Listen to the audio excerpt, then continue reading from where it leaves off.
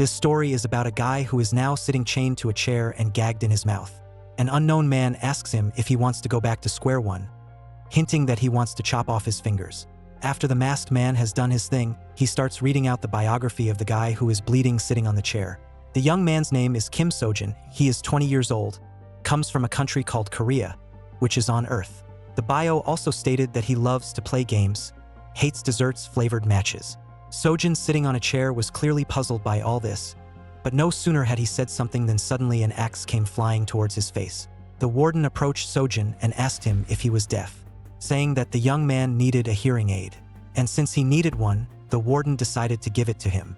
But what he did was horrible. He just put holes in his head, cutting off the young man's ears.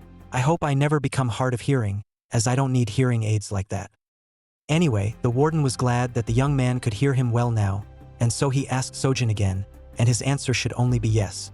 The man asked about the second princess of Netanya, saying that the man who killed her was our protagonist. That's when Sojin wondered when things went wrong, and what happened to his normal life. His name is Sojin, he was 20 years old, he was a college student who loved to play games, and at the moment he was playing his favorite game. By the way, if you look at the game, you can see that it's the game Apex Legends. Sojin had just entered college like all college students.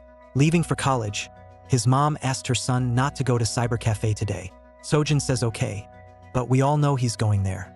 As soon as Sojin opened the door, he found himself in a completely different place. He saw a group of people in front of him, headed by a girl with white hair and pointed ears. She looked like an elf. Sojin was surprised at what he saw, but he was even more surprised that the door behind him had vaporized. Soon 3 more people appeared around him. As it turned out, 4 warriors had been summoned into this world. There was a high school student, a child, a grandfather, and also our Kim Sojin, a college student. Everyone, including Sojung, couldn't understand what was going on, and our young man was even shaken by it all. But as it turned out, he was only excited because he thought that he was now the main hero of this world. In that case, he was sure that he could now learn sword fighting, be a sage and a necromancer. Oh no, not a necromancer. Anyway, Sojin was willing to go through all of this, and then he would be the best. Suddenly, Sojin shouted the word status, hoping to open a status window, and the people standing around didn't understand what he was doing. But in the end, no status window appeared. The girl with white hair explained that they didn't have such a thing as a status window, but they did have a skill. She decided to greet the warriors by introducing herself as the second princess of this world, Netanya. She smiled and happily looked forward to their work together. But first, Netanya wanted to test the skills of the new arrivals. The first in line was Sojin. The girl asked him to spread his arms to the side and freeze slightly. Looking at his staff, the girl was surprised, and so was Sojin. Netanya was shocked, or maybe it was confusion, but she said that Sojin had the accumulation skill. After saying that, her subordinates' heads were blasted with blue lightning in the same second. Turning around, she asked them to stop, but her body was pierced by the unknown person's hand. All of this happened in front of the new arrivals, and especially Sojung. The unknown man pulled his hand out of the princess' body, and she slumped to the ground, holding on to the hole in her body. Looking at Sojin, she tried to say something to him, but the unknown man thrust his finger forward, and then a blue beam pierced Netanya's body, leaving only the lower part of her body. Everything was drenched in blood, and Sojin stood in fear, not knowing what he should do now. He looked at the unknown entity, and it immediately approached him. The entity put its hand forward and began to bring it closer to Sojin's face until it completely covered his face. When Sojin finally regained consciousness, among those who had survived, including him and the other warriors, only Sojin was covered in blood. At this moment, a restraining collar was around the young man's neck. The overseer laughingly explained that it was useless to use his magic powers as they were now inoperative. Looking to the side, Sojin realized that this was a state prison called Gehenna. The bald man asked if he was Kim Sojin, also saying that he was very unlucky. The man grinned because to go directly into a prison that was built by the powerful and was 7,000 meters above the ground, Gehenna, for his first crime, was the worst thing that could happen. Finished with Sojung, he went to the others, asking them to raise their heads. The young man was not happy, for this was not how it was supposed to go. He thought about the fact that normal students in these worlds were living happily ever after. So shouldn't this life be brighter and easier than what he was going through? And so, standing handcuffed and with a magical collar, Sojin thought about what his life would be like now. He couldn't believe that he would be imprisoned for the rest of his life, until his death. A short while later, the prisoners lined up in a row in front of the warden. She greeted the prisoners, calling them assholes, also asking them to call her warden.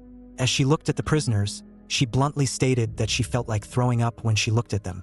She was surprised, because looking at this garbage, she noticed that none of them repented or regretted their sins. The overseer stated that this is what they are, calling them a cancer on society. Anyway, she asked them to open their eyes and face reality. The warden mentioned some personalities, for example, a high school student ruining everything around with his powers, or the general of the demon army, a crazy vampire looking for revenge. All of them, none of them could escape from this prison. And among the prisoners gathered here, none of them could escape either. And at that very moment, she looked at Sojin, and the young man noticed the warden's gaze. But he didn't understand why she was looking at him specifically. She moved closer to him, calling him the crazy warrior she was interested in. At that moment, there was despair on Sojung's face because she had chosen him. As she left, the warden asked them not to cross her path or she might even kill someone. As the warden was leaving, one of the prisoners said something and she noticed it. She asked for an answer, and everyone shouted yes. But the man with the blue skin said about the fucking break. And in the same second, the warden's foot was already on the place where the blue-skinned man was standing, thus crushing him, leaving only blue liquid. As it turned out, the girl had forgotten to tell something. The reason she was chosen to be the warden was because of her power. She explained to the prisoners that if they lived quietly in Gehenna, everything would be fine. Maybe. Looking at them with a cold stare, she wondered if anyone wanted to die just like that. With everything done with, the warden decided to start with the confessions made by the prisoners for their crimes. And the first one was the warrior Kim Sojin. We return to the moment when the masked man cut off Sojin's ear and then asked the young man if he was the one who killed Princess Natanya. But no matter how hard the executioner tried to torture Sojin, the young man did not want to admit his guilt. The warden was sure that hallucinations worked, but something had gone wrong. In that case, she speculated that perhaps it was because of his willpower. No matter how many times the young man was tortured, Sojin would not admit his guilt, repeating words of innocence time after time. At the last moment when Sojin shouted that he was not guilty, a blue lightning bolt suddenly appeared that released him from the ball of hallucination, which also startled the executioner and the warden. Falling to his knees, Sojin couldn't understand what had just happened. Looking at his fingers, he was pleased to see that they industry back. In addition, his ears were perfectly fine as well.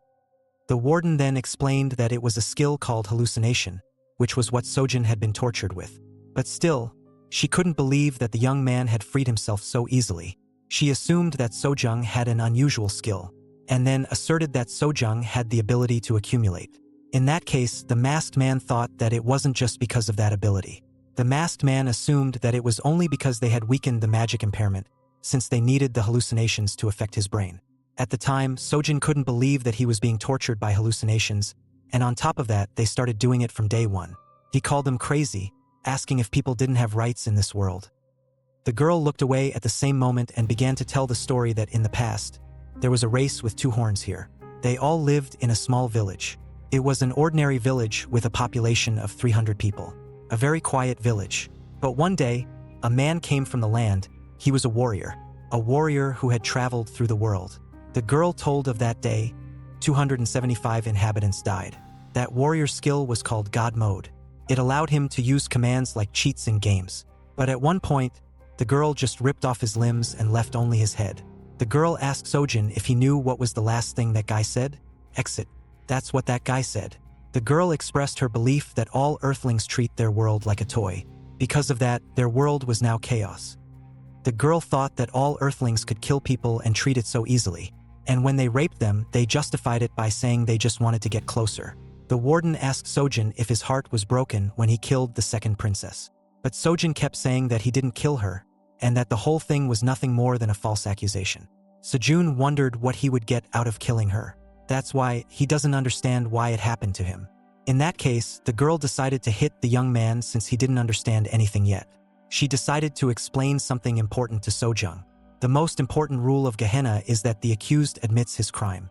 Looking at Sojin with an exasperated look, she explained that it didn't matter to her whether Sojin was guilty or not. It wasn't her job to uncover the truth. After all, Gehenna is a correctional facility. The warden further explained that she didn't care if he was guilty or not, as it was her job to correct and teach him. She welcomed warrior Kim Sojung to their world before punching him and then sent him into a knockout. Soon Sojun woke up in his cell. Sojun didn't know what to think or do, because his life was not going to be easy, and this world was no different from the Earth. The only difference from this world is that in his home world, at least he had family. But here, no family, no friends. All that's left is loneliness. At that moment, Sojun raised his head in tears and saw the second princess Natanya looking at him with a piercing gaze. Sojun didn't understand how this happened, but Natanya only smiled and asked the young man, "Does Sojun wish to be freed from this place?" "My dear warrior." Sojun didn't understand what was going on here. Was it really just an illusion? It didn't feel like an illusion, though, as everything looked real. The young man reached out to Natanya and wondered if she was alive. After all, he was sure the princess was dead after what he had seen. Though Sojun didn't understand how it could have happened or how the princess could be here, Sojun was very happy to see her, that she was still alive. The young man grabbed her shoulders, realizing that now he would definitely be free of the false accusation. Then he asked Princess Natanya to let him out of here. Natanya, sighing heavily, regretfully explained to Sojun that she was unable to prove his innocence. Sojun questioned her in surprise as to what all this meant. Why? A red lightning bolt appeared, and the princess explained that there were several reasons. At that moment, the girl glowed with a bright red light and fire horns appeared on her head. This blinded the young man a bit, but then he saw a very different Natanya, who summarized why she couldn't help Sojun. "She's dead." Sojun couldn't understand how that was even possible. In that case, Natanya told about the so-called etheric form, where the soul is the core and the body is the mana. Ordinary people are not able to see her unless that person is from the earth. Plus, she has enough mana to use her skills. The princess then asked Sojun and asked about the most important thing, if Sojun remembered the face of the real culprit. Sojun thought about it and tried to remember the face of the culprit, but unfortunately he doesn't remember it. Thinking back to the remaining 3 summoned warriors, he knows that they don't remember anything either. It's as if some of the memories have been cut out like a piece of paper. In that case, Natanya affirmatively let the young man know that not only had they infiltrated the nation's most important building and killed the princess, but they had also escaped, blaming Sojun for everything. Therefore, Natanya refused to publicly announce that she was alive, since they have no information about the real culprit. Sighing heavily, Sojun asked with a sullen face, what should he do then? He grudgingly spoke up about how he couldn't do anything like that. But the princess asked him if he wanted to escape. Nervous, Sojun explained that he would eventually be executed, and he was just risking his life. Unable to contain his emotions, Sojun expressed to Natanya that he was called into this world against his will and then imprisoned where he was tortured. The young man was tired of this idle chatter and asked the princess to tell him the truth. He asked if he had any chance of getting out of here. Natanya took Sojun's hand off his shoulder and replied that she could not say that there was no way out, but that there was.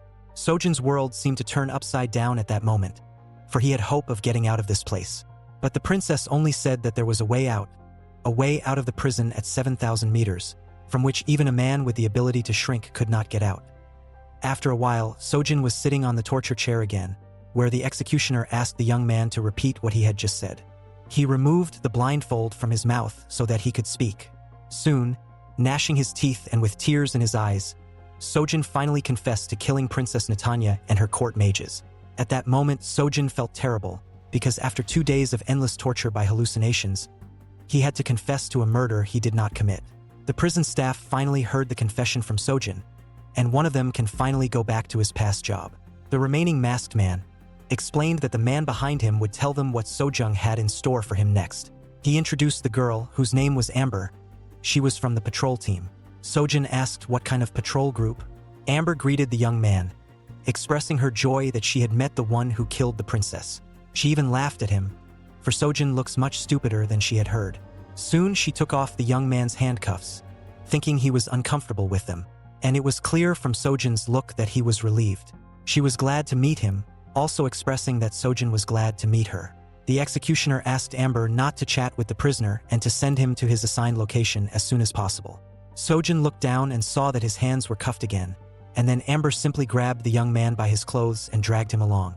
Sojun wondered what was going on here. The girl was surprised that the young man had not been told yet, but she stunned Sojun by telling him that he was finished. She explained that the most important thing in Gehenna is the criminal's confession of his crime. Those who come here are scum, first and foremost.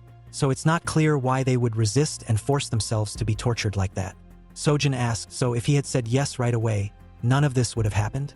And Amber confirmed the guess, since the torture would have stopped right away since everyone else does that. In the same second, the girl's look changed.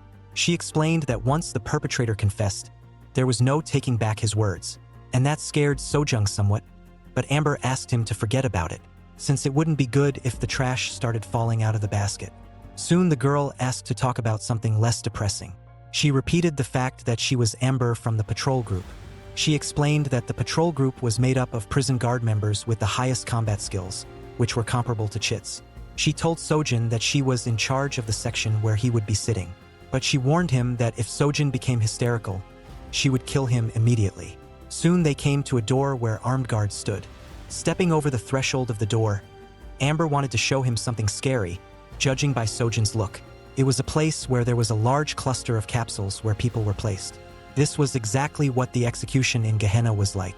Sojin wondered if these people were being used as batteries, and Amber confirmed the hunch, calling it extraction. They drain their mana and extract skills from their bodies, from their shells.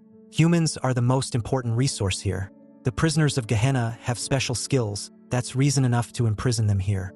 Amber also heard from the captain that Sojin has a special skill, so you could say she's saying all this to him out of the goodness of her heart. A little earlier, Natanya had asked Sojin what he planned to do. The young man asked about another way. Does it exist? In that case, the princess explained that the death sentence cannot be avoided. Besides, since Sojin is already off the land, he can't hire a lawyer either. And escaping from prison was simply impossible. And Sojin himself understood that. Looking at the desperate young man, Natanya decided to tell him a story to motivate him. She told him that from the moment Sojin set foot on this earth, time had stopped in his world, which immediately shocked the young man. The princess went on to explain that, for example, a month had passed since Sojin had come to this world. So in Earth time, a month has also passed. If a month had already passed in Earth time, wouldn't Sojung's parents look for him?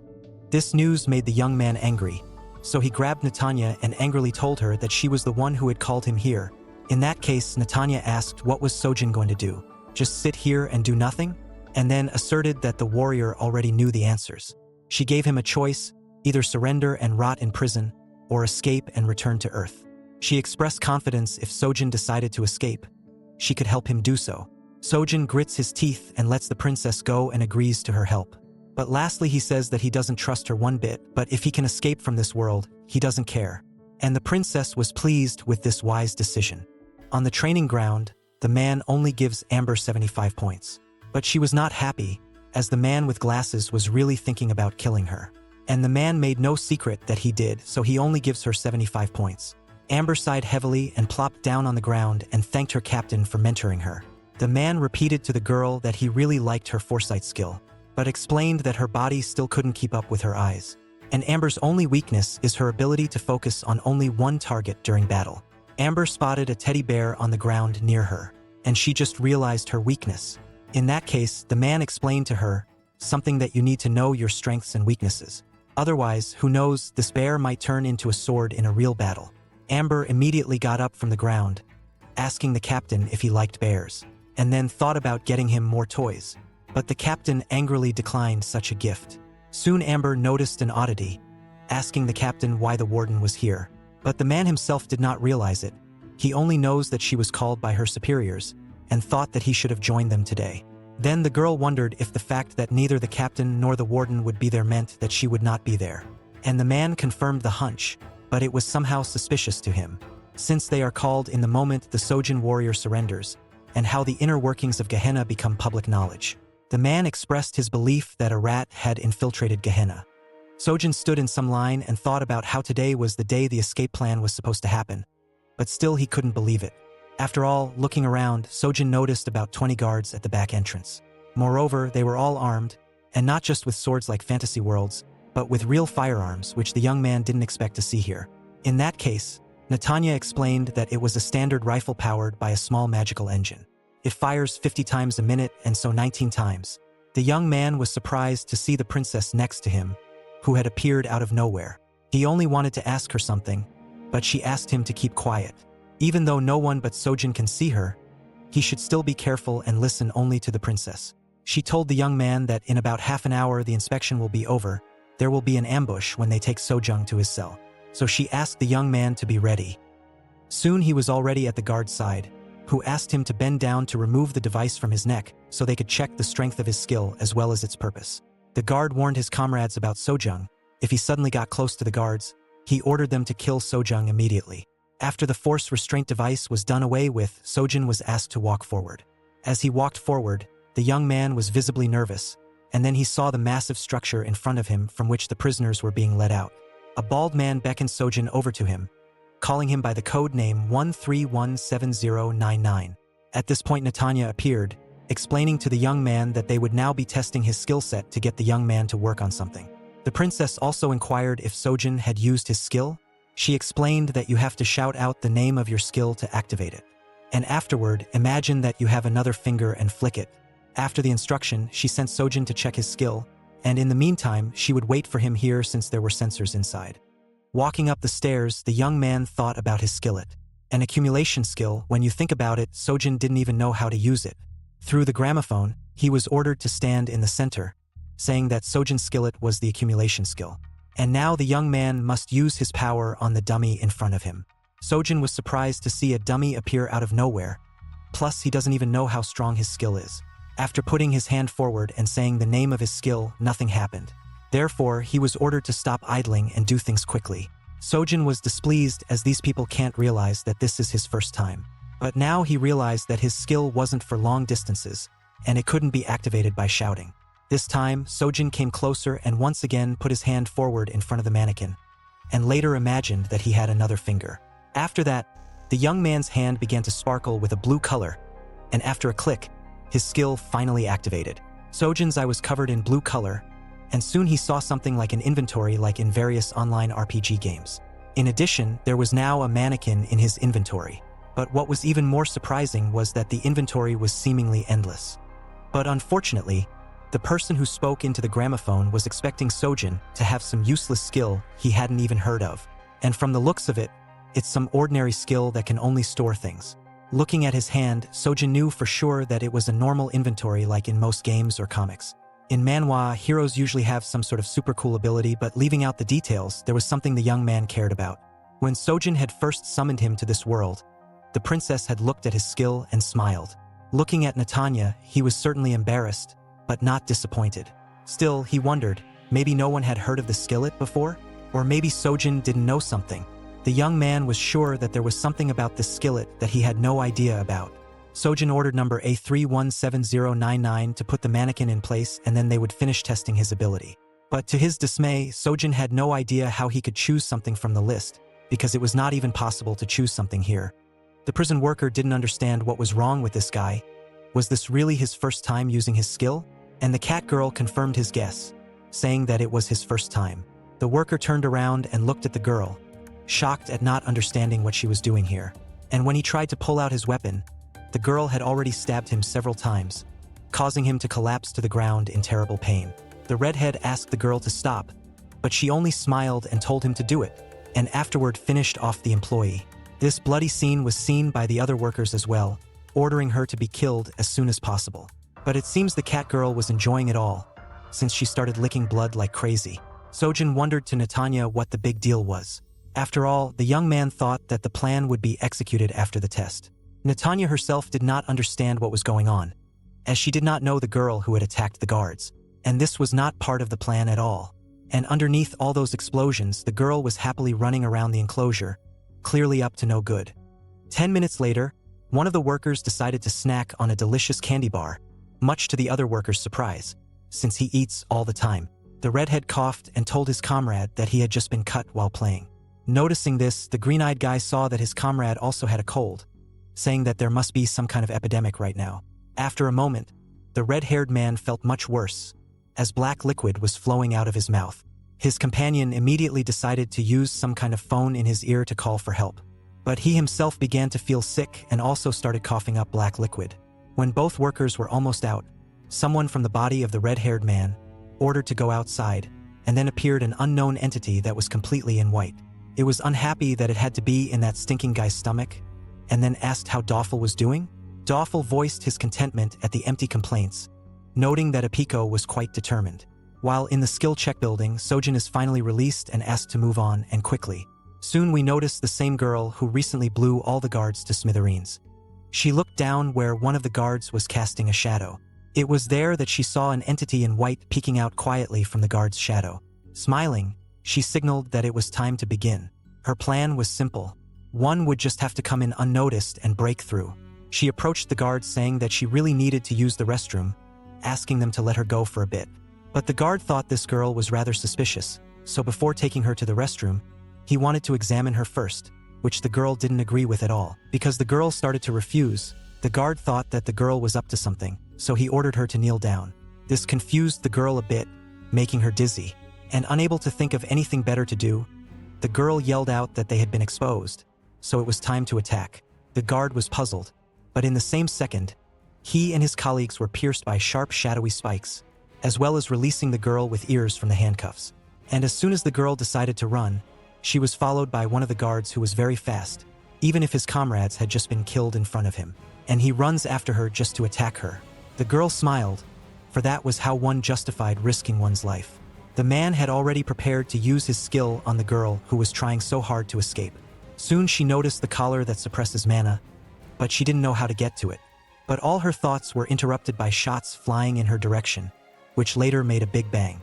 The guards thought it was over, but from behind the smoke came a cat girl named Epiko, who enjoyed the show, finding it very exciting.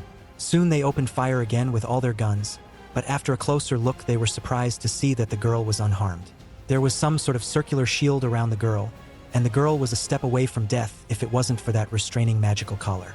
Anyway, the guard noticed something glowing around the girl, plus the space was warping. Looking closer he realized what it was, so he ordered his comrades to retreat as she was going to shoot at them. The girl put her hands forward like some kind of JoJo reference, and then called out the name of her skill purification. After which the glowing bullets were sent back, hitting her enemies. She walked over to the dead and grabbed her knife, with a manic look, determined to find our Kim Sojung. Wait, what do you want to do with this guy? Soon Sojin watched the horrible scene as the crazy girl interrupted the crowd of guards, and was currently resting on the floor as she was very tired. In addition, she wasn't happy that her comrade was standing aside and not helping. But the unknown entity in white explained that someone had to watch over everything. Sojin didn't understand who these people were. He knew very well that they were not part of Natanya's plan. But in any case, Sojin understood. There's not one, but two parties here who want to get him out. Free him from false accusation and prison. And for Natanya, this situation doesn't seem so good.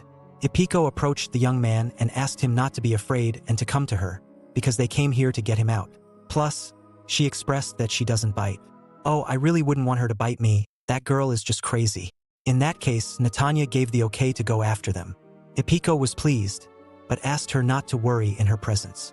The white entity wasn't happy, since the girl was flirting with whoever she had to again, and they didn't have time for that, and they had to leave in 3 minutes. But Epiko knew it herself, calling her comrade a sucker. Either way, the girl hoped Sojin would follow her quietly. Sojin looked down and saw a pile of corpses that made him feel uneasy. Epiko laughed and asked him if corpses made him shiver. But to him they were not corpses but real people. Sojin came to the conclusion that it was better to go back. At that moment, Epiko held out her hand, saying that her mom used to do this when she was little. One should just close their eyes, take her hand, and follow her, expressing confidence that it would be a little easier that way. But judging by Sojung's face, it wouldn't get any easier that way. After all, the young man is already scared to death, and this crazy woman is standing there smiling. White Essence didn't like that this Epiko was playing around with everything, and they had every second precious. With a chuckle, he ordered Amber not to come any closer. But the girl couldn't understand how he noticed her, since she didn't even touch his shadow. The White Essence explained that he could sense everything around his shadow and then asked, "Do you underestimate other people's skills?" But Amber explained that this was the first time she had encountered such a thing.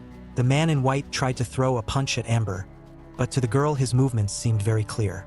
She knew that this punch wasn't real, because the shadow behind her back, that's where the truth lies. And the body was just a vessel, and it wasn't real either. With a furious look, Amber informed her opponent that his real body was the shadows on the floor. The man immediately informed Epiko that this girl has the demon eye skill. She can see the movement of other people's mana. Soon, Amber made a swipe with her machete, thus splitting the man in two, much to the surprise of the others.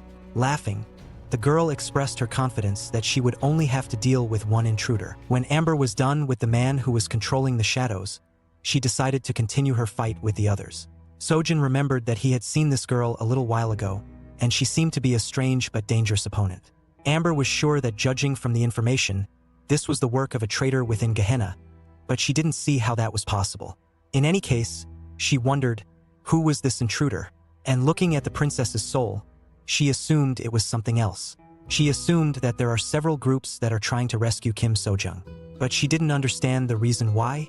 Natanya knew that if the person wasn't from Earth, no one else could see her, which meant this Lamia could see her through the magical distortion. It pissed her off that this snake had the demon eye skill. Taking out her machete, Amber suggested forgetting about Kim Sojung for now, and then rushed forward next to Sojung to attack Ipiko, bringing her weapon behind her back. Ipiko wasn't prepared for this, because the snake strikes at such an angle that it's impossible to dodge. In that case, she assumed it was because Amber was a snake. Amber struck with her weapon, but Ipiko dodged in time. The snake girl charged her weapon with dark energy, turning it black and red. Time after time, Amber struck at Ipiko, but she dodged like a cat, never giving her a chance to hurt herself. Well, if you want to live, you have to be able to spin like a cat. After another attack, Amber realized that her attacks were not reaching her opponent and assumed it was a defense skill, but then realized it was a spatial manipulation skill. Ipiko looked at Amber and was sure that she had sped up. Because of her demonic eye, she could see Ipiko's footsteps.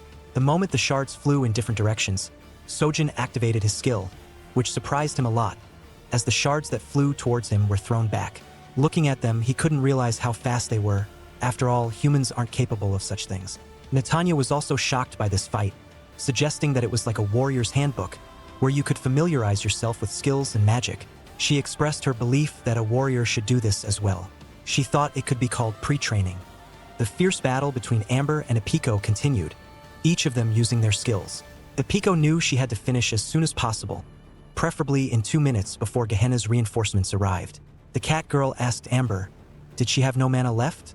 At that moment, Lamia took a big swing of her machete and smashed the huge pod, but Ipiko once again dodged that attack.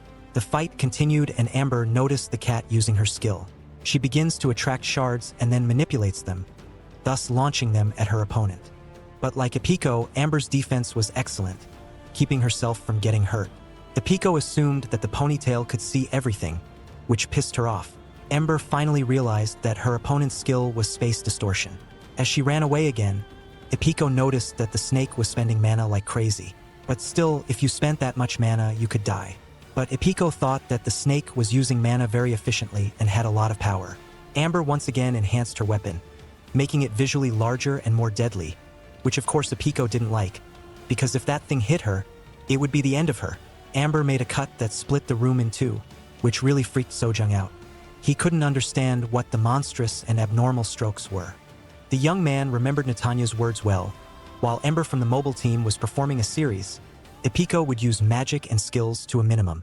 In that case, the young man wondered if it was an innate difference in strength, and Natanya confirmed the guess, but added that they also have a difference in the types of skills. The princess explained that the spatial skills took a lot of mana, and the snake girl's demonic eye skill consumed almost no mana. Moreover, unlike Amber, who had to last for one fight, the young man realized that he and Ipiko still had to get out of Gehenna. In that case, he realized that they were at an extreme disadvantage. Therefore, Sojin wished to join the fight and asked Natanya to tell him how to control the skill. But the princess thought Sojin had a problem with logic, since he hadn't even learned how to release mana yet.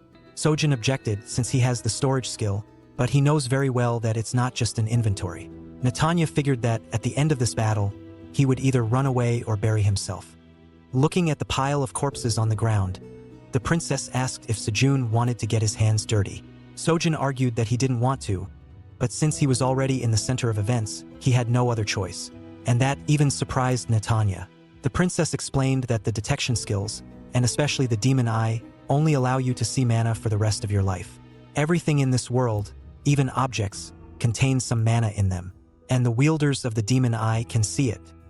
Meanwhile, Amber finally realized that Catgirl is trying to exhaust her. She's blocking her attacks with weak power, and this skill that the Catgirl uses can't distort objects. After realizing the whole situation, The girl took a few swings of her machete and then finally wounded Apiko, who was very surprised. Amber asked her rival if this was her limit, but Apiko couldn't say anything. Since that was the case, Amber thought it was time to die. Smiling and then hitting the ground, Apiko objected. After all, the biggest advantage and disadvantage of the demon eye is that it sees everything at once. The brain has to assimilate a huge amount of information, which can interfere with combat and daily life. Therefore, the owners of the demonic eye, their own hand imposed restrictions on it. At that moment, a bunch of rocks flew towards Amber, but the girl saw their trajectory. She mocked her rival, saying that such projectiles were useless against her. After all, her demonic eye allows her to read orbits. Bringing the machete behind her back, she was sure Apiko was finished. But Apiko explained to Amber that her opponent had minimized her readouts for the sake of the fight, calculating that she couldn't see the mana of ordinary objects. At that moment, debris from the ceiling began to fall on Amber, thus pinning her to the ground. Apiko revealed her plan, that she wasn't aiming her rocks at Amber. She was aiming her rocks not at Amber, but at a weak part of the ceiling that was begging to be broken. Meanwhile, Natanya asked Sojin if he thought he could do anything to help Apiko, and the young man answered no. But still, he wanted to try. Once Amber fell once, the restrictions from her demonic eye would be removed, and it wouldn't be possible to also attack her again. The large amount of information would start to distract her in battle, but minimal restrictions will remain. A way to deal with someone out of sight. Sojin thought about Amber. Does her demon eye skill have a weakness that reads everything? Lying under the ruins, Amber recognized her defeat and that Apiko had more experience and flair than her. She had lost, with several broken bones and a hole in her stomach. But she looked up and said she had a couple more moves. This alerted Apiko, and Amber's demonic eye glowed on her forehead, whereupon she activated a skill reset. She got out from under the rubble and pounced on Apiko. To reset a skill literally means to take on a huge load. So to speak, to increase the effectiveness of the skill. Rebooting the demon eye meant that the brain would operate at its lowest power, but the field of vision would expand manifold. Amber estimated that she had about 15 seconds. With her current field of vision, she could see a little into the future. She hit Apiko with great force, causing her to cough up blood. Afterward, she struck with her tail and sealed the cat girl into the wall. As she approached Apiko, who was now on the floor, Amber realized she had another 10 seconds to spare. After the reboot subsided, she would lose her vision for a while. Apiko was already thinking that she should do the reboot as well, but then they wouldn't be able to handle what was coming next. In that case, when Amber wanted to touch the girl, Apiko used spatial distortion, which surprised Amber, after which both of them were thrown aside. Even though Apiko reflexively extended the space distortion, she still took a pretty big damage. As she tried to get away from the snake and catch her breath, she bumped into Amber, who was about to deliver her final blow. She explained that she had seen the shape and direction of the spatial distortion, even the angle at which Apiko flew, and it was easy for her, which meant Amber had won. But at the moment Amber was about to hit Apiko, Sojin intervened with his power and placed the same dummy he had placed in his inventory back in the evaluation room into the snake girl's body. Amber couldn't understand what was going on here. Looking at Sojin, he explained that when an item stored by a skill is removed, the item in the same location disappears. Natanya kept wondering what Sojin was thinking, assuming that was why he was being quiet all the time. Sojin realized that the demon eye's vulnerability was concentration. Amber couldn't face two targets at the same time. Natanya was amazed at how quickly the warrior adapted. Amber realized what the demon eye's weakness was, but she couldn't fix it. Falling down, she said that she had failed in her task. I don't think Amber is actually such a bad person. She's just confused. Sojin looked at the girl's dead body and realized that he had killed someone. However, he realized that it was his choice. When he decided to run, his path was drenched in blood. The young man realized that he had to do everything he could to return to Earth and escape from this world. As the girl was leaving, she noticed that the guards had already left and they could exit through the same entrance she came in through. Apiko looked at Sojin and asked if anything was bothering him. But Sojin replied that he wasn't, and said he was just picking up his gun. Soon the young man followed the girl. She told him that she had freed the other prisoners before entering the testing room. She suggested that they were probably busy with the others right now. In the meantime, they would make their way across the road to the retreat. Sojin wondered who they were. He really didn't understand why they would risk their lives to save him. Apiko couldn't explain, but said Sojin was the key. The young man was surprised. What key are we talking about? He looked at Netanya, who somehow darkened and lowered her head. Ipiko explained that there was something very important locked away from them, and only Sojin could help them discover it. Looking at the princess, the young man saw either fear or embarrassment in her face, which surprised him greatly. The cat called out to Sojin, telling him that there was probably total chaos going on in the first floors. So she told the young man to get out another way. She pointed her finger upward and suggested he go upstairs, then took Sojung under her arm and used her strength to jump up. The young man extended his arm forward to use the skill and place the trapdoor in the ceiling into his inventory. Upon landing, the girl was very happy that Sojin was getting used to his new skills so quickly. Although Sojin had only used it a couple times, he was already used to it. The girl explained that 5 minutes had already passed, so there would be armed guards on the upper floors as well. So she asked the young man not to relax. She ordered Sojin to run after her and to keep doing so even when they would break through the barriers. Netanya looked at Sojin and went into her space, much to the young man's surprise. The cat girl didn't understand why he was standing still, so she took him by his clothes and dragged him behind her. She explained that they would disconnect from the riot zone. But if Sojin disconnects, neither she nor he will be able to get out. The young man didn't understand what disconnection was being talked about. She explained that it was a skill that affected time and space. Gehenna's mobile patrols also possessed such skills. At the same time, the mobile patrol had already dealt with some of the rioters. One of the prisoners tried to resist them using her powers. She launched steel spears at her opponents. A white-haired guy with glasses, surprised, stopped the spears with his skill. He asked why the place was so gloomy. His subordinate said that all the guards had already evacuated. In such a situation, the man with glasses ordered to move towards the harbor. He stretched his hand forward and said that these people were the reason for this whole mess. If they continued like this, he would have no other choice. At this moment, one of the prisoners had already started to transform into something demonic. It tried to attack the man in white, but the man used a reset of his abilities and sealed the monster in a huge black cube, leaving only its claws. He was walking down the corridor and asked the guards to increase security measures since he wouldn't be able to do anything after the reboot. On the phone that was in his ear, he reported that the spatial disconnection operation was complete. He then asked about the work of the other two people. The man in winter clothes said that they were also finished. Sitting on the mountain of corpses, he offered to organize the removal of the bodies. He also asked if it could be a coincidence that the warden and commander were not present at the incident. The man in glasses was sure that it was not an accident but a carefully planned move. The hooded man realized that the rumors of a traitor in their midst were true. He asked Cecilia if there was any information about other escaped criminals. The girl replied that there were several locations in Sector B, 3F, Corridor 3C, Sector C2F, Corridor 4A, Sector C4F, Corridor 8B, and the guards' rest area. It seemed strange to her, and she assumed that someone had used a skill to confuse the information. They soon reached a location where guards stood in their way. Ipiko suggested they avoid the battle as she had already used too much mana. The young man asked what they should do now. The girl suggested using the young man's skill to make a hole in the wall and make an escape. One of the guards recognized Ipiko and reported that Doffel had already checked all the corridors. Ipiko and Sojin were surprised by this news. Ipiko hadn't expected to see Doffel, and Sojin didn't understand what was happening. Ipiko explained that Doffel was her coworker who could control infected targets throughout the day. It turned out that the virus in the guards' bodies had reported that all corridors leading to the exit had been checked. However, it erroneously reported the location of Kim Sojung, so it asked to hurry as it needed to be in place in 2 minutes. He also asked if White was dead. Walking through the guards, the infected man handed Ipiko what she'd asked for. Sojin asked what it was. Ipiko told him that it was a magical device to dodge Gehenna's automatic fire. She then asked for it to be hidden. After reaching the right room, Ipiko informed that there was a hovercraft right above the place.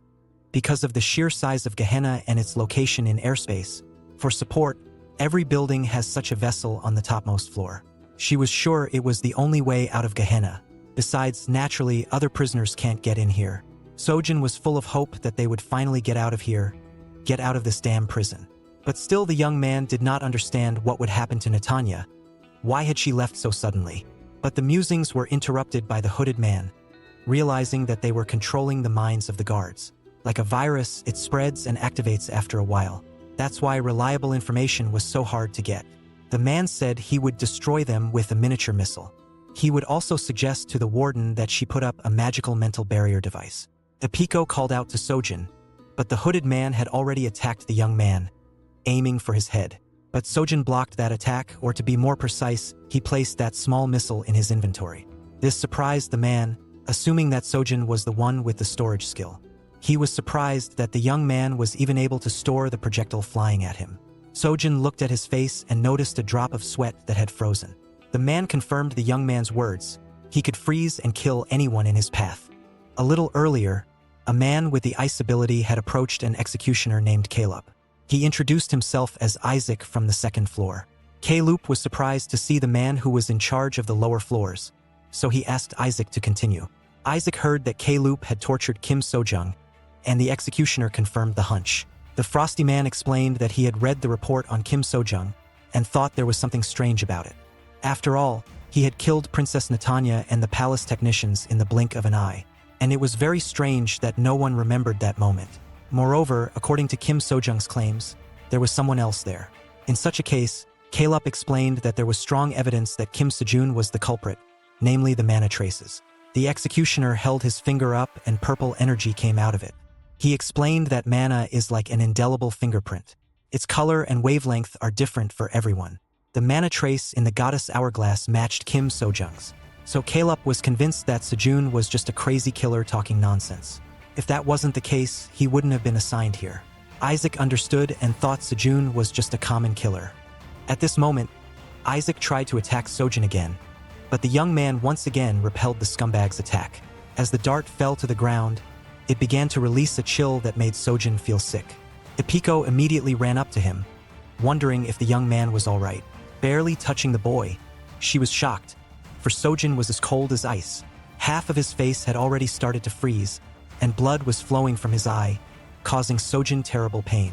Isaac held up his ice dart and explained that he could kill the young man without even touching him, and soon threw a charge at the couple again. But Ipiko dodged safely along with Sojin. This surprised Isaac, and soon the girl and the boy disappeared into space. Isaac thought it was some sort of conspiracy of the empire or kingdom. Although it sounded absurd, Gehenna should be a neutral territory. He summoned all his charges that were on the floor, thus surrounding himself. Isaac noticed a transport on the right side that supposedly held prisoners. In that case, he decided to test the theory and launched a charge there. But as it turned out, he did it so that they couldn't escape on that ship. After all, the transportation was now damaged. At the same time, Sojin and Ipiko were hiding behind the walls, and the young man did not understand what kingdom and empire were we talking about. Could it be that they were the ones who wanted to free him? The young man thought, but he quickly dismissed the thought as ridiculous. Ipiko called out to the boy, saying that she needed to save some mana just in case, so she wouldn't be able to use any more than she should. This alarmed the young man, as he didn't know how they would manage now. In any case, Ipiko felt that from now on they should travel without using mana. After all, to get to a certain place, she would need to be well rested. The girl was very angry and tired. After all, they were up against two mobile groups, which was not part of the plan. Sojin looking back, he really didn't realize if Natanya had left him or just hid. But one thing he knew for sure, now he had to fight instead of Ipiko. But could he win against Isaac? That was something the young man didn't know. Soon the infected captured Isaac, who was about to launch his charge. He was surprised that they were able to touch his ice weapon, but still expressed confidence that they couldn't defeat him only in numbers. The surviving infected told Ipiko and Sojung that the non-magical transportation would begin now and it was already charged. Isaac, holding his projectile in his hands, figured he wouldn't miss it for anything. So when Ipiko and Sojin were already on the stairs to the ship, Isaac put his hand behind his head to throw his projectile, but he was immediately grabbed by the infected. But unfortunately, the ice projectile was already thrown. At this point, Ipiko expected the end to come, but Sojin thrust his arm forward, activated his skill and placed the projectile in his inventory. I don't know about you, but to me this ability is very powerful. After all, you can literally steal someone else's attack, as long as it has some sort of shell, of course. Soon, the infected crowd piled onto Isaac, who shouted that Kim Sojin wouldn't be able to escape him. He expressed that whoever it was, kingdom or empire, they just wanted to use him, so he asked Sojin not to think that it was all for his own good. After all, it doesn't matter which side Sojin chooses, as his future will be hell. Sojin was silent for a moment, and then gritted his teeth and shouted that he didn't care. He just wants to get out of here. Sojin was so angry that these bastards were torturing people, and Ipiko noticed the young man's horrified look. The young man thought this world would be a better place without something like this. But Isaac couldn't understand how Kim Sojin could say such a thing, considering he had killed Princess Natanya. The young man had told everyone for the umpteenth time that he didn't kill the princess, but no one listened to him. Sojin was about to say something about Princess Natanya, but he was interrupted by Apiko, saying that this scumbag was stalling. She asked him to be calm, because it was time for them to leave. Sojin gave the scumbag a horrified look, but went inside the ship. Apiko, standing at the controls of the ship, explained that she understood that Sojin felt he had been treated unfairly. Apiko explained that she was on a mission and couldn't say much, but what she did want to tell him was that they couldn't rely on such things in the place they were headed. Apiko didn't know how comfortable the land was, but she asked Sojin to keep her mind unclouded. And when the infected was already opening the gate, Apiko also complimented that Sojin should always remain calm and collected. After all, it was better to kill than to be killed. Using skill and magic in battle is the basics. Apiko asked the young man to be more focused. After all this escape, so much effort had been put into making sure he wasn't killed. He was the key to everything. And it pained her to see Sojin start to snap at nothing. Soon one of the infected explained that the operation had succeeded, so he asked Apiko to leave. But Isaac was the only one who thought differently. He grabbed the infected and then simply froze them and tore them into icy chunks of meat. Sojin thought he was done with this scumbag, but Isaac wasn't willing to give up, so he immediately headed towards the ship. Apiko was annoyed with the man, as she didn't want to use the overload here, and when Isaac almost touched the ship, Apiko had to use the skill overload. At this point, the ship began to distort in space, so Isaac was unable to touch the ship to freeze it. He thought it was the distortion skill, but looking ahead he realized it was something else. Seeing a black hole at the end that sucked everything in, he realized that the girl was using the overload skill. And since Isaac knew it was the girl's last move, he shot forward. At this point, Apiko started vomiting blood, which startled Sojung. She also explained that the ship was on autopilot, and it would get them out of Gehenna. Apiko barely kept herself on her feet, asked Sojin to get the magical item she had asked her to hide, and then collapsed to the floor. It was necessary to act very quickly, but Sojin noticed a strange movement from above. Looking up, he saw a scumbag who was glad that the side effects from the overloaded skill had finally worked. Sojin knew something had to be done, so he activated his ability. Standing on the front window of the ship, Isaac explained about skill overload, that it wasn't just about overloading the skill itself. The more power, the more mana used. Depending on the skill, there can be other costs besides mana. And having to use them when mana isn't enough can be life-threatening. And those who use this method should be prepared for increased risk. If not used properly, there can be a kickback. Soon Isaac pulled out his projectile and explained that such a thing happened just like this. He started hitting the glass with his weapon and Sojin stood there watching the whole thing. As the glass began to crack, he ran towards Apiko. As he stood in front of her, he tried to use his skill, but the hoarding skill didn't work. It was then that Sojin assumed that he couldn't keep living things alive. Since the glass was almost broken, he had no other choice. He quickly searched for a place to hide the girl. He soon found a place for the parachutes, and afterwards sealed the girl in that place. Unfortunately for Sojung, the glass was broken and Isaac went downstairs, taking his cat hook. Isaac wondered if he should turn back to Gehenna, but quickly realized that Gehenna's automaton wasn't working. He was surprised that they had brought such contrived magical devices. Looking at the compartment below, Isaac considered Sojin to be nothing, calling him a worthless hero, so he thought he could do it alone. Isaac went downstairs and saw no one, but soon he noticed a weapon lying on the floor. In that case, he prepared his magic projectile and then launched it at that gun. At that moment, a huge crate fell behind him and almost crushed him, but Isaac safely dodged to the side. He was sure that the insolent man was hiding under the stairs, so he took out his magic projectile and decided to throw it there. But at that moment, a young man appeared behind him, who called his weapon into his hands at the same second. After firing, some of the bullets hit Isaac, but one bullet hit the magic projectile, creating a small explosion which caused Isaac to fly away, which surprised the young man.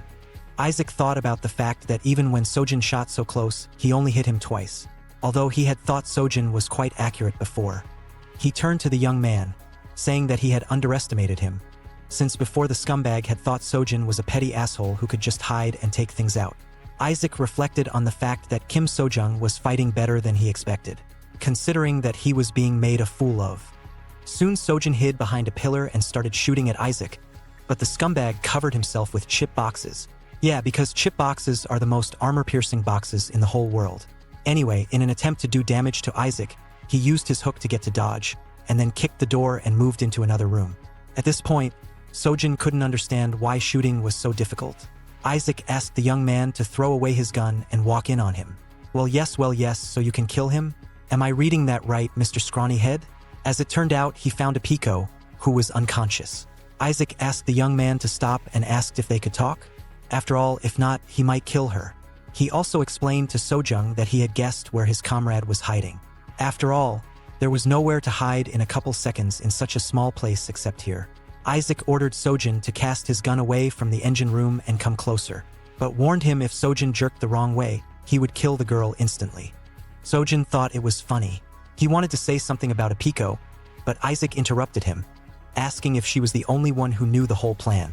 But the young man didn't understand what was the big deal. In that case, Isaac proposed an idea. He would delay the day of Sojin's execution as much as possible. And since the Pico's information is important, it will help Gehenna, and if the young man is lucky, maybe he will avoid execution. Isaac realized that Sojin's plan had failed, so he asked bluntly, "Does Sojin agree?" In that case, with no other choice, the young man threw his weapon on the floor and raised his hands. Isaac was glad for this outcome, for he too wanted to end things as peacefully as possible. He ordered the young man to raise his hands and slowly kneel down, and if Sojin tried anything, the deal was off. He asked to surrender peacefully and everyone would be fine. Sojin sighed and holding his hands up, explained that he had no intention of doing anything to this world. He just wanted to return home. That's all. After saying these words, the young man activated his skill in a sudden movement, much to Isaac's incomprehension. He wondered what Sojin was doing, but the answer was as simple as possible. The young man with a burning blue eye explained to the brat that he was ending the negotiations. As the ship began to descend, the two men could barely stand on their feet. Isaac assumed that Sojin had decided to just give up and die, but he knew something was wrong. He knew that the young man was just playing around, as he had put his life on the line. Sojin had bet everything on the slightest chance of survival. Using his skill, Isaac figured it was a chance for him to get out too. The scumbag made a dash to the side, and then saw the young man who was hiding very close by. Sojin tried to use his skill as Isaac did a mana ejection. The man finally found the insolent man, and so he kicked him with his foot, but the young man defended himself with his arm, but still flew straight into the wall. Isaac supposed that even though he didn't use the mana ejection, he could change the gravity. And if it came to that, he would have to use mana drain. Isaac knew that the only sure way for Sojin to eject from the cockpit was to use a parachute. He even assumed that the young man would try to escape with his comrade by parachute. Though they were slowing down with gravity and auxiliary engines, there was only 1 minute left until they would crash into the ground. Soon the scumbag saw sparks in the wall that Sojin came out of, and Isaac assumed that the young man would go all the way. Looking at Isaac, who was now activating his abilities, Sojin tried to use his skill to attack him, but he only dodged and was immediately behind him, preparing his dart. At this moment, Sojin pulled out a container from his inventory to defend himself from the projectile. Isaac knew that he wouldn't grab the dart itself, but would choose an object to block it. At that moment, the scumbag squeezed the dart with such force that it easily shattered the container into small pieces, leaving Sojin's defenses open. The young man was stunned, for this could end badly. Isaac lunged forward and then hit Sojin with such force that he flew towards the wall, knocking over all the boxes and supplies. Isaac was badly hurt. After all, with that arm, he can't hit that hard. Sojin was very hard to look at. All he could think about was using mana ejection, but unfortunately he can't do anything about it. Sojin knew that he would have to face reality and do what he could. Holding up his dart, Isaac vowed to finish the insolent man off beyond his reach. He assumed then Sojin would lower his defenses. The young man was trying to think of something at the same time, and when the dart flew in his direction, Sojin remembered the moment when he was able to block the projectile from hitting a Pico. He knew for a fact that he had been able to block it using his skill, and even in the past, when he was tortured by the hallucination skill, he had also used his skill to get out of that field. So Sojin knew that he had the answer. In that case, he could keep the skill, he could bring it back. At this moment, Sojin raised his finger upwards, whereupon it shone with a blue light, from where a dart burst out and struck Isaac. And Isaac's own dart missed, and Sojin only felt a slight chill on his skin. Isaac was surprised to see his dart in his body, and Sojin himself fell down as that slight chill froze his face off. Still, the young man was glad he had succeeded. Looking at Isaac's dead body, he could proudly say that he was able to win with his own strength. Sojin soon saw Apiko, who said that she had adjusted the parachute and felt like she was going to be ballast, apologizing for that. The young man said it was fine, asking only to get out of here. When red lights appeared behind him, he told Apiko that he would break through the wall. But at that moment, he had one thing on his mind. At that moment, he purposely ignored a couple of circumstances. First, why was Netanya only in an etheric state? Second, why did Netanya disappear in the middle of the escape? Sojin felt he could make excuses for being busy escaping from the prison. He could make excuses, of course, but either way, the outcome wouldn't change.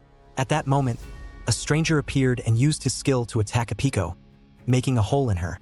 It was then that Sojin realized that ignoring these circumstances, his choices had led to this outcome. Netanya explained to the stranger that the hero Kim Sojung had defeated the mobile group, and everything had happened just as the man, whose name was Shiol, had said. In that case, Netanya suggested that it was time for them to move on. Kim Sojin was stunned that Apiko had gotten hit. Looking at Apiko, Netanya expressed that nothing would work. She reminded Sojin that children are taught as children not to go with strangers. At that moment, Sojin abruptly removed his clothes to apply them to Apiko's wound. Netanya asked him to keep the girl's clothes on without taking them off. After all, she did the same so that she wouldn't bleed out. She even also said that she was starting to get used to his preservation skill. Standing in front of Sojin, Shiol was dissatisfied as Sojin's skillet was quite limited. Reaching out his hand towards Sojin's face, he even said that the young man's skill was pathetic, and so he immediately sealed him to the floor. When Sojin's face was kissing the floor, however, Shiol asked the young man, "Is the storage skill all he has?" The young man, however, didn't understand what was happening as he didn't see a single movement. Netanya asked Shiol to stop as it was getting dangerous. So the man immediately removed his hand from his face, saying that he had completely forgotten that they had almost crashed. He asked Sojin if he had stored Baikama's fuel. Shiol grabbed him by the neck and asked him again about the storage skill, and then as the ship began to rock from side to side, he fell to the floor and hit his head on the wall. His head was dizzy with incomprehension. He felt like he was going to vomit. At this moment, he couldn't distinguish between enemies and comrades. Sojin didn't understand anything, and so he asked, wasn't he the only one with such a storage skill? Netanya explained that Sojin is the only key to everything. But in any case, she wouldn't reveal all the information about this cat thief. She asked Shiol if he had definitely killed the girl. The man explained that he didn't kill her, but she was mortally wounded. Therefore, in just 1 or 2 minutes, he would die from blood loss. At this point, Sojin came to a standstill. He asked Netanya, what is she trying to accomplish? Can't she send him back to Earth? The princess explained that her and Sojin's principles are indistinguishable. She expressed that Sojin could call it a shared destiny. But Sojung had little faith in that. He thought about the fact that he still had the darts, so he could shoot and kill those two. When Sojin tried to reach for the darts, Shiol used his skillet to interrupt the young man's skillet at the same second. He looked at his finger and didn't understand how this was possible. This man was on a completely different level. Even without the millisecond delay, the moment the youth took out the dart, he immediately wiped it away with the rope as if the masked man knew this would happen. Netanya, meanwhile, asked Kim Sojung's character to stop resisting since they have no reason to fight. She also asked Shiol to calm down and not get so worked up about working with an important key. Shiol of course replied that he would try his best, but he couldn't promise anything. Looking at these two, Sojin rushed forward thinking about the fact that this guy Shiol and Sojin himself, their accumulation skills don't work on each other. And so there is only one way out. Sojin ran up to the cannon and grabbed it and started firing. Shiol was surprised, as the young man's idea wasn't bad. But Sojin has no experience at all. Shiol summoned a metal plate with which he could defend himself from the bullets. Sojin at the same time considered this a success, as Shiol's field of vision was now limited. Sojin noticed that now the man would not be able to see from which angle he would fire. And as the young man fired another shot, the weapon itself exploded, and Shiol repeated to Sojin again that he lacked experience.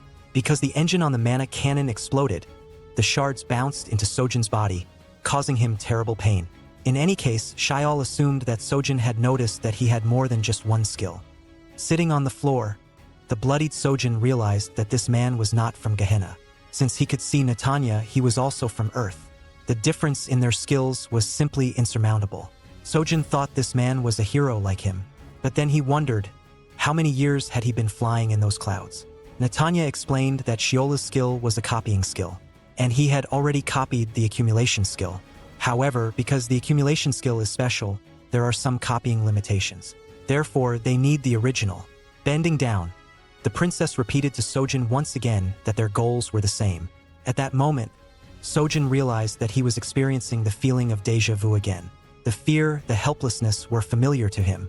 The skill of copying other people's skills, to them Sojin's skill was also copied. The young man knew that only one person could do such a thing. He remembered the scene when the unknown person killed Princess Natanya. The effect of the skill, the method of using it, all of it led the young man to think that the culprit who had gotten him into Gehenna was Shial. Yelling at the vile bastard, Shial was glad that Sojin had finally realized everything, and now he was at the starting point of calling him an inexperienced idiot. Shial used the skill and immediately found himself in front of Sojung. Ipiko, on the other hand, was slowly dying as she had a fatal wound. Her eyes were filled with memories of her hard life that she had forgotten. She had been treated very cruelly and had eaten human flesh in order not to starve to death. But she also remembered her commander's words that Ipiko must return alive. But the girl felt that she could not fulfill these orders, as she already had one foot in the grave. Ipiko realized that she didn't have time to review her life. Since her brain was still working, she needed to think about what could be done. She considered that perhaps their last enemy was the opposition group on the other side. Ipiko assumed it must be the Royal Alliance. But she didn't understand. Where were they hiding? How could they have picked some random ship in such a dire situation? She wondered where and when had they chosen this ship. But most importantly, why did they come alone? Ipiko watched as the engine in the mana cannon exploded and shrapnel hit Sojung's body, and that Shial had said he had more than one skill. In that case, Ipiko assumed that Shial had the foresight skill, which was why they knew which ship they would be boarding and therefore hid in the cargo hold. She couldn't believe they were just pawns in a predetermined future. She took up the gun, and even though she knew that losing was inevitable and she had accepted her fate long ago, she was determined to save Kim Sojung. When Shial finally grabbed the young man, he asked Sojung to keep quiet, much to the surprise of the young man who didn't understand why. But just at that moment, a shot from a cannon hit Shial's arm. It was Ipiko who had taken that shot, and Shial assumed that it would be easier to just wait for his dying hour in silence. At the same moment, Ipiko used a skill reset, which surprised the man, as it was the girl's last attempt at resistance. Standing up from the ground, the girl expressed her belief that since she had lost, she could interfere with them a little. Looking at her hand and letting go of the boy, Natanya ordered to kill the stray cat and protect the hero. But Shial realized that there was nothing to be done here, so he ordered to leave. Standing beside the furious Ipiko, who was burning with hatred, Shial realized that self-destruction would begin in 15 seconds. He ripped off a tube of some kind of gas and said that it would be 6 seconds before teleportation became impossible and Natanya would be stuck here. She inhaled the gas and asked if the man had caused the skull to reset, but there was no answer. They only said goodbye to the hero Kim Sojin, hoping to see each other next time. At this point, Sejun was trying to reach out to Ipiko to keep her conscious. Ipiko said that she had always wanted to see him, as she had admired him since she was a child. The only one who can save this rotten world is Sojin. Sojin tried to stop the girl, asking her to complete the reboot, but she only asked him to save the rotten world. Sojin couldn't believe that this was happening right in front of his eyes, because not so long ago, Ipiko was by his side. But something happened that no one could have expected. There was a huge explosion with Ipiko and Sojin in it. Well, it was very epic and at the same time very sad. What will happen next? Will Ipiko stay alive, and what will happen to Sojin himself? How will he escape this explosion? If you want part 2, write the secret word in the comments. Space. Don't forget to give a like for Ipiko and her sacrifice and subscribe to the channel. See you later and bye-bye.